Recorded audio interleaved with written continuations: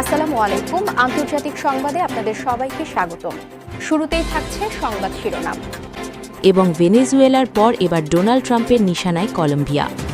নাইজেরিয়ায় বাজারে ভয়াবহ বন্দুক হামলায় নিহত অন্তত ৩০। পুড়িয়ে দেওয়া হলো পুরো গ্রাম, অপহৃত বহু গ্রামবাসী। যুক্তরাষ্ট্রের হাতে ভেনেজুয়েলার প্রেসিডেন্ট মাদুরোর আটকের ঘটনায় মুখ খুললেন তার ছেলে, বললেন ইতিহাস জানাবে কারা বিশ্বাসঘাতক ছিল। প্রেসিডেন্ট পেত্রোকে অসুস্থ মানুষ বলে সামরিক অভিযানের হুমকি দিলেন মার্কিন প্রেসিডেন্ট। প্রথমত, মাদুরোর ছেলে যে বিশ্বাসঘাতকের কথা বলছেন তিনি আসলে কে? ভেনেজুয়েলার সেনাপ্রধান নাকি মাদুরোর ঘরের ভেতরেরই কেউ, যিনি আমেরিকার কাছে গোপন ম্যাপ তুলে দিয়েছিলেন? এবং দ্বিতীয়ত, কিউবার যে ৩২ জন যোদ্ধা মারা গেলেন তারা কি শুধুই মাদুরোকে রক্ষা করছিলেন, নাকি সেখানে এমন কোনো গোপন নথি বা সম্পদ ছিল যা আমেরিকা হস্তগত করতে চেয়েছিল? এই সব অমীমাংসিত রহস্য এবং পর্দার আড়ালের আসল ঘটনা নিয়ে আজ রাত ৯টায় আমাদের বিশেষ লাইভ বিশ্লেষণ, যেখানে আমরা ম্যাপ ধরে ধরে দেখাবো কিভাবে এই অপারেশন চালানো হলো এবং এর পেছনে আসল দাবার চালগুলো কি। তাই এই এক্সক্লুসিভ লাইভটি মিস করতে না চাইলে এখনই আমাদের চ্যানেলটি সাবস্ক্রাইব করে পাশে থাকা বেল আইকনটিতে প্রেস করে দিন। ততক্ষণ পর্যন্ত ভালো থাকুন, দেখা হচ্ছে রাত ৯টায়। ভেনেজুয়েলার পর এবার ট্রাম্পের নিশানায় কলম্বিয়া। ভেনেজুয়েলায় সফল অভিযানের পর মার্কিন প্রেসিডেন্ট ডোনাল্ড ট্রাম্পের আত্মবিশ্বাস যেন তুঙ্গে। আর এর ফলেই এবার তার নিশানায় এসেছে ভেনেজুয়েলার প্রতিবেশী দেশ কলম্বিয়া। এয়ারফোর্স ওয়ানে সাংবাদিকদের সাথে আলাপকালে ট্রাম্প কলম্বিয়ার বামপন্থী প্রেসিডেন্ট গুস্তাভো পেত্রোকে তীব্র ভাষায় আক্রমণ করেছেন। ট্রাম্প বলেছেন, কলম্বিয়াও খুব অসুস্থ একটি দেশ এবং এটি পরিচালিত হচ্ছে একজন অসুস্থ মানুষের দ্বারা, যিনি কোকেন বানাতে এবং তা আমেরিকায় বিক্রি করতে পছন্দ করেন। এখানেই থামেননি ট্রাম্প। যখন তাকে প্রশ্ন করা হয় যে ভেনেজুয়েলার মতো কলম্বিয়াতেও তিনি সামরিক অভিযান চালাবেন কিনা, তখন ট্রাম্পের উত্তর ছিল, আমার কাছে তো বুদ্ধিটা ভালোই মনে হচ্ছে, সাউন্ডস গুড টু মি। হঠাৎ কলম্বিয়ার ওপর ট্রাম্পেরই ক্ষোভের কারণ কি? বিশ্লেষকরা বলছেন এর মূল কারণ হল কলম্বিয়ার বর্তমান প্রেসিডেন্ট গুস্তাভো পেত্রোর মাদকবিরোধী নীতির পরিবর্তন এবং ভেনেজুয়েলার সাথে তার সখ্যতা। পেত্রো ভেনেজুয়েলায় মার্কিন আগ্রাসনের তীব্র নিন্দা জানিয়েছিলেন। ট্রাম্প প্রশাসন মনে করছে ল্যাটিন আমেরিকা থেকে মাদক চোরাচালান বন্ধ করতে হলে কেবল ভেনেজুয়েলা নয়, কলম্বিয়ার মতো দেশগুলোর সরকার পরিবর্তন বা তাদের ওপর কঠোর নিয়ন্ত্রণ দরকার। ট্রাম্প পেত্রোকে সরাসরি মাদক পাচারকারী হিসেবে চিহ্নিত করে তার বিরুদ্ধে জনমত গঠনের চেষ্টা করছেন এবং প্রয়োজনে সামরিক শক্তির ব্যবহারের হুমকি দিচ্ছেন। ল্যাটিন আমেরিকার রাজনীতিতে এই হুমকি এক ভয়াবহ অস্থিরতা তৈরি করতে যাচ্ছে। কলম্বিয়া যুক্তরাষ্ট্রের দীর্ঘদিনের মিত্রদেশ হিসেবে পরিচিত হলেও ট্রাম্পের এই বক্তব্যে দুই দেশের সম্পর্ক এক নিমিষেই তলানিতে গিয়ে ঠেকেছে। কলম্বিয়ার প্রেসিডেন্ট পেত্রো ইতিমধ্যে ট্রাম্পকে পাল্টা জবাব দিয়ে বলেছেন, আমাকে অপমান করা বন্ধ করুন। এর ফলে কলম্বিয়া এখন চীন বা রাশিয়ার দিকে আরও ঝুঁকতে পারে বলে ধারণা করা হচ্ছে। ভেনেজুয়েলার পর কলম্বিয়াতেও যদি যুক্তরাষ্ট্র সামরিক হস্তক্ষেপের ইঙ্গিত দেয়, তবে পুরো দক্ষিণ আমেরিকা জুড়ে আমেরিকা বিরোধী একটি শক্তিশালী জোট গড়ে উঠতে পারে, যা এই অঞ্চলের স্থিতিশীলতা পুরোপুরি নষ্ট করে দেবে।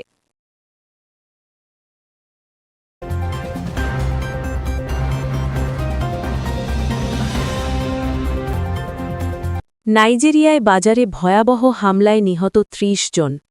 নজর রাখছি আফ্রিকার দেশ নাইজেরিয়ার দিকে, যেখানে এক বর্বরোচিত হামলায় মানবিক বিপর্যয়ের করুণ দৃশ্য ফুটে উঠেছে।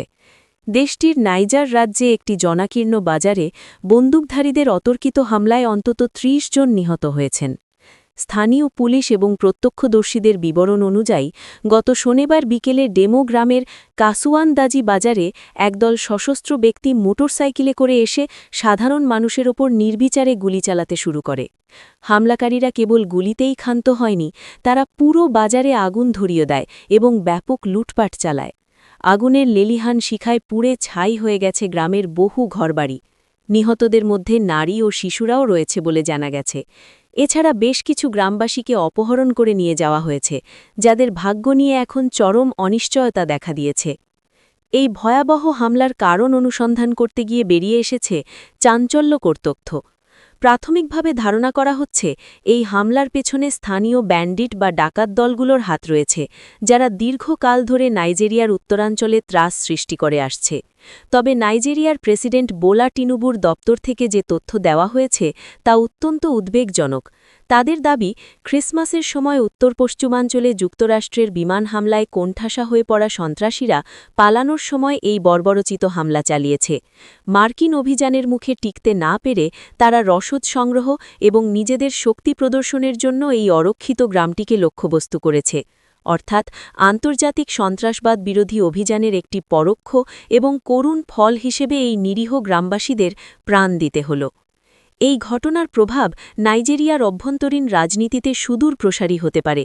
প্রথমত, দেশটির নিরাপত্তা ব্যবস্থার ওপর সাধারণ মানুষের আস্থার তলানিতে গিয়ে ঠেকেছে। বিশেষ করে প্রত্যন্ত অঞ্চলে সরকারের নিয়ন্ত্রণ যে কতটা দুর্বল তা আবার স্পষ্ট হল। দ্বিতীয়ত, যদি এটি যুক্তরাষ্ট্রের অভিযানের ফলে পালিয়ে আসা জঙ্গিদের কাজ হয়, তবে নাইজেরিয়ার সাধারণ মানুষের মধ্যে পশ্চিমা বিরোধী মনোভাব নতুন করে চাঙা হতে পারে। যদিও প্রেসিডেন্ট টিনুবু নিরাপত্তা বাহিনীকে নির্দেশ দিয়েছেন হামলাকারীদের খুঁজে বের করার, তবুও অপহৃতদের জীবিত উদ্ধার করা এবং সন্ত্রাসীদের দমন করা এখন সরকারের জন্য সবচেয়ে বড় চ্যালেঞ্জ।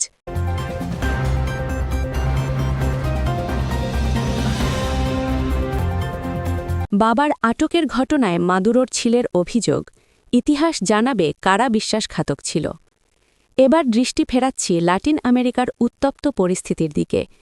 ভেনেজুয়েলার প্রেসিডেন্ট নিকোলাস মাদুরো এবং তার স্ত্রী সিলিয়া ফ্লোরেসকে যুক্তরাষ্ট্রের ডেল্টা ফোর্স আটক করে নিউ ইয়র্কে নিয়ে যাওয়ার পর বিশ্বজুড়ে তোলপাড় চলছে। এই নজিরবিহীন ঘটনার পর প্রথমবারের মতো মুখ খুলেছেন মাদুরোর ছেলে নিকোলাস মাদুরো গেরা। সামাজিক যোগাযোগ মাধ্যমে ছড়িয়ে পড়া একটি অডিও বার্তায় মাদুরো গেরা অত্যন্ত আবেগঘন অথচ কঠোর ভাষায় প্রতিক্রিয়া জানিয়েছেন। তিনি বলেছেন, আমরা শান্ত আছি, কিন্তু আমাদের দুর্বল ভাববেন না। তবে তার সবচেয়ে গুরুত্বপূর্ণ মন্তব্যটি ছিল তার বাবার আটক হওয়া নিয়ে। তিনি দ্ব্যর্থহীন কণ্ঠে বলেছেন, ইতিহাস একদিন বলে দেবে কারা বিশ্বাসঘাতক ছিল, ইতিহাস সব ভাস করে দেবে। মাদুরো গেরা স্পষ্ট ইঙ্গিত দিয়েছেন যে তার বাবার এই আটকের পেছনে তাদের খুব কাছের কোনো ব্যক্তির হাত বা বিশ্বাসঘাতকতা রয়েছে। কেন তিনি এমন মন্তব্য করলেন? এর পেছনের কারণ হল মার্কিন অভিযানের অবিশ্বাস্য সাফল্য। কারাকাসের মতো কঠোর নিরাপত্তা বেষ্টিত এলাকা থেকে একজন রাষ্ট্রপ্রধানকে কোনো বড় ধরনের প্রতিরোধ ছাড়াই তুলে নিয়ে যাওয়াটা ভেতরের সহায়তা ছাড়া প্রায় অসম্ভব। মাদুরো গেরা এবং তার অনুসারীরা মনে করছেন তাদের দলের বা সেনাবাহিনীর উচ্চপদস্থকেও আমেরিকার সাথে হাত মিলিয়ে মাদুরোর অবস্থান এবং নিরাপত্তা ব্যবস্থা সম্পর্কে তথ্য পাচার করেছে। তিনি তার সমর্থকদের রাস্তায় নামার আহ্বান জানিয়ে বলেছেন, আপনারা আমাদের রাস্তায় দেখবেন, আমরা মর্যাদার পতাকা উড়িয়েই যাব। এই বিশ্বাসঘাতকতার অভিযোগ ভেনেজুয়েলার ক্ষমতাসীন দল পিএসইউভি এর মধ্যে বড় ধরনের ফাটল দড়াতে পারে। দলের নেতারা এখন একে অপরকে সন্দেহের চোখে দেখছেন, যা মাদুরো পরবর্তী নেতৃত্বকে দুর্বল করে দিতে পারে। অন্যদিকে মাদুরো গেরার আহ্বানে সাড়া দিয়ে ভেনেজুয়েলার রাস্তায় তার সমর্থকরা নামলে গৃহযুদ্ধের আশঙ্কা তৈরি হতে পারে। ইতিমধ্যে কারাকাসের রাস্তায় বিচ্ছিন্ন বিক্ষোভে উত্তেজনা বিরাজ করছে। যুক্তরাষ্ট্র মাদুরোকে আটক করলেও তার ছেলের নেতৃত্বে শাভিজমো আন্দোলন নতুন করে দানা বাঁধলে পরিস্থিতি যুক্তরাষ্ট্রের নিয়ন্ত্রণের বাইরে চলে যেতে পারে।